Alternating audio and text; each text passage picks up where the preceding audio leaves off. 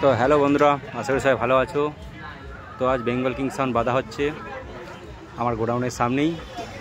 তো এই গ্রামেই পুজো রয়েছে। তো ওখানে 4-5টি সেট রয়েছে। তো আগামীকাল বিকেলে কম্পিটিশান রয়েছে। তো আজ মাল বাঁধা হচ্ছে। তো বক্স প্রায় বাঁধাই হয়ে গেছে। তো চং তারপর মেশিন তোলা হবে। আরেকটি 30 চলছে তোমার দাঁতপুর থানা আলিপুর। তো ওটা কালকে ফিরবে। তো এরপরে দুটো বক্সে ভাড়া রয়েছে। একটি রয়েছে তারকেশ্বর কেশবপুর আর একটি 10 ঘড়া পরস্পর রয়েছে ভাড়া। তো আজকে মালটি বাঁধা হচ্ছে আমার গোডাউনের সামনে। তো এই গ্রামে পুজো রয়েছে, গ্রামের ছেলেরা ভাড়াটা করেছে। তো দেখো বন্ধুরা, মাল বাঁধার কাজ চলছে। তো আগামীকাল বিকেলে পজিশন রয়েছে, এই রাস্তাতেই রোড শো হবে।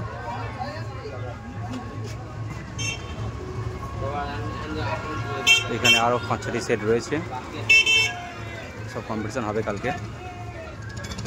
তো চলো বন্ধুরা, দেখতে থাকো।